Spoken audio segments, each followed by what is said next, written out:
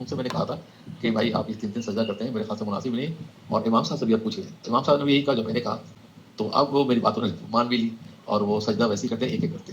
اب کئی دنوں سے میں ان کو دیکھ رہا ہوں، کرتے کیا ہے کہ نماز قرآن شریف پڑھ رہے ہوتے ہیں، میرے خیال اثر کے وقت میں سجدہ آتا ہے، جا کے فون کر لیتے ہیں، پھر کچھ دیر بعد سجدہ آتا ہے، پھر جا کے کر لیتے ہیں۔ سجدہ آتا ہے تو فوراً سجدہ کرتے ہیں۔ قرآن کریم میں اللہ رب العالمین نے بہت ساری ایسی صورتیں ہیں جن میں اللہ تعالیٰ نے سجدوں کا تذکرہ فرمایا ہے۔ اللہ رب العالمین نے قرآن کریم میں اللہ تعالیٰ یہ فرماتا ہے فَاسْجُدُوا لِلَّهِ وَاعْبُدُوا، بس اللہ کے لیے سجدہ کرو اور اس کی عبادت کرو۔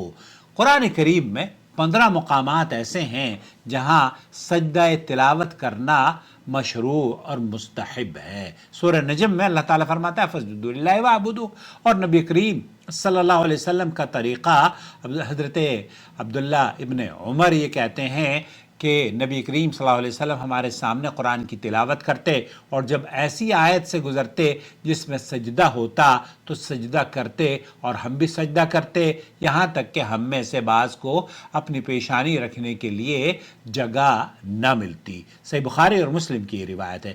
سجدہ تلاوت یہ مسنون عمل ہے، نفل ہے، سنت عمل ہے، اور فرض یا واجب نہیں ہے۔ شیخ ابن باز وغیرہ نے اس سلسلے میں، لوگ جب ان سے سوال پوچھتے تو یہی کہتے کہ یہ واجب نہیں ہے، آپ کر لیں۔ سعودی عرب کی جو فتویٰ کمیٹی ہے یا سعودی عرب کے جو علماء ہیں، ان کا موقف یہ ہے کہ اگر کوئی شخص ایک مجلس میں متعدد مقامات پر سجدہ تلاوت کی آیات پڑھے تو ہر ایک آیت کا وہ جب آیت سجدہ سے گزرے تب سجدہ کر لے، یہ اس کے لیے افضل ہے۔ لیکن اگر وہ صرف ایک سجدہ کرے تو یہ بھی کافی ہوگا۔ کیوں؟ شیخ ابن باز یہ کہتے ہیں کہ یہ واجب نہیں ہے۔ اگر آپ جان بوجھ کر بھی سجدہ نہ کریں تو آپ پر کوئی گناہ نہیں ہے، لیکن اگر آپ کریں گے تو یہ فضیلت ہے۔ شیخ محمد بن صالح العثیمین کہتے ہیں اگر کوئی ایک ہی مجلس میں بار بار سجدہ تلاوت والی آیت پڑھتا ہے تو اس کے لیے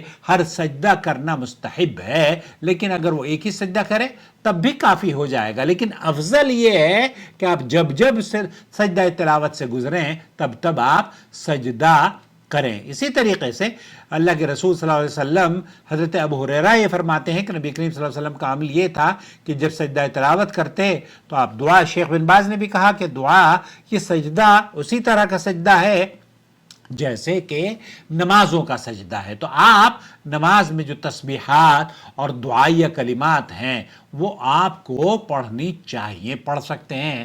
اللہم اکتب لی بہا عندک اجرا، سنن ترمذی وغیرہ میں جو روایات موجود ہیں۔ اچھا، اس کے لیے وضو شرط نہیں ہے، سجدہ تلاوت کے لیے وضو کے بغیر بھی ہو سکتا ہے، اگر وضو ہو تو یہ افضل ہے۔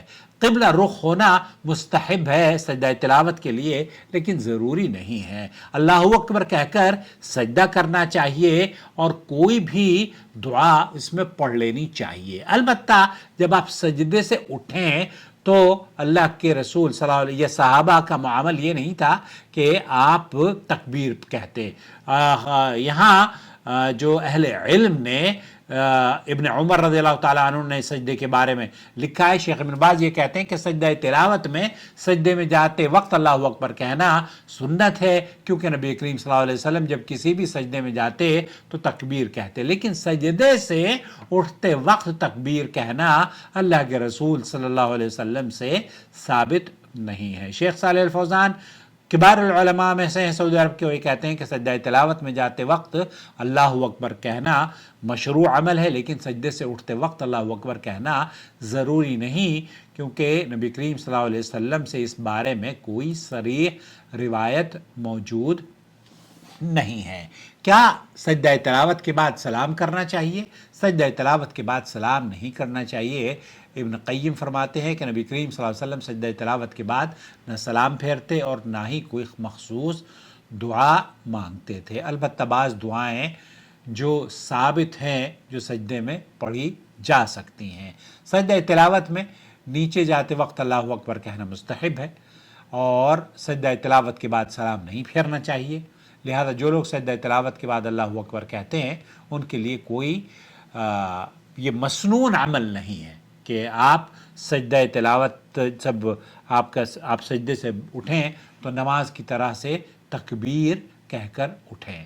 آپ کے پاس یہ ویڈیو پہنچ چکی ہے قرآن کریم کے پڑھنے کے لیے، یہ آپ کے لیے آسانی فراہم کرے گی، اس لیے اسے دوسروں کے ساتھ بھی شیئر کریں، چینل کو سبسکرائب کر لیں اور جڑ جائیں اور ڈیلی بیسس پر ہماری ویڈیوز دیکھیں تاکہ آپ کے علم میں گھر بیٹھے اضافہ ہوتا رہے۔